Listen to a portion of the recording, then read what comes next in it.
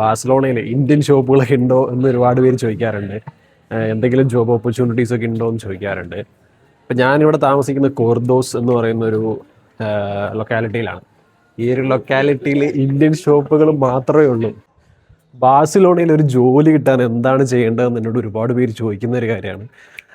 നിങ്ങൾ എന്തെങ്കിലും ഒരു സ്കിൽഡ് ഒരു IT പ്രൊഫഷണൽ ആയിക്കോട്ടെ, ടെക്നിക്കൽ ഫീൽഡ്, അതേപോലെ നിങ്ങൾക്ക് എന്തെങ്കിലും ഒരു സ്കില്ലുണ്ടെങ്കിൽ പറയുന്ന പോലെ ജോബ് കിട്ടാനുള്ള ഒരുപാട് ഓപ്പർച്യൂണിറ്റീസ് ഉണ്ട്. നിങ്ങൾക്ക് സ്പോൺസർഷിപ്പ് തരാൻ ഒരുപാട് എംപ്ലോയീസ് ഇവിടെ അവൈലബിൾ ആണ്. പക്ഷേ സ്കില്ലും കാര്യങ്ങളൊന്നും ഇല്ലയെന്നുണ്ടെങ്കിൽ, ഒരു അൺസ്കിൽഡ് കാറ്റഗറി ആണെന്നുണ്ടെങ്കിൽ അതിന് ഒരുപാട് കോംപ്ലിക്കേഷൻസ് ഉണ്ട്. അതിൻ്റെ റീസൺ വേറെ ഒന്നുമല്ല, ഇവിടെ ഒരുപാട് ഏകദേശം ഒരു 30% അൺഎംപ്ലോയ്മെൻറ്റ് നിരക്കുള്ള ഒരു രാജ്യമാണ് സ്പെയിൻ.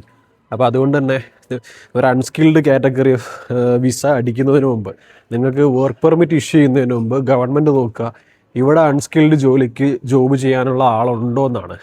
അതിനുശേഷം ഇവിടെ ഇല്ലയെന്നുണ്ടെങ്കിൽ യൂറോപ്പിലുണ്ടോ നോക്കും.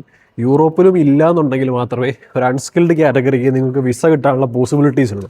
അതേസമയത്ത് നിങ്ങൾ എന്തെങ്കിലും ഒരു ഫീൽഡിൽ സ്കില്ലുള്ളൊരു ആളാണെന്നുണ്ടെങ്കിൽ 100% നിങ്ങൾക്ക് വിസ കിട്ടാനുള്ള പോസിബിലിറ്റീസ് ഉണ്ട്. കാരണം ഓരോ വർഷവും സ്പെയിൻ ഗ്രോ ആയിക്കൊണ്ടിരിക്കുന്ന, ടൂറിസം സെക്ടറിലും പല സെക്ടറുകളിലും ഗ്രോ ആയിക്കൊണ്ടിരിക്കുന്ന ഒരു കൺട്രി ആയതുകൊണ്ട് തന്നെ അത്യാവശ്യം ഓപ്പർച്യൂണിറ്റീസും കാര്യങ്ങളും ഇവിടെ ഉണ്ട്. അപ്പോൾ അടുത്തൊരു വീഡിയോ ആയിട്ട് വരുന്നവരെ അഡിയോസ് അമിഗോസ്.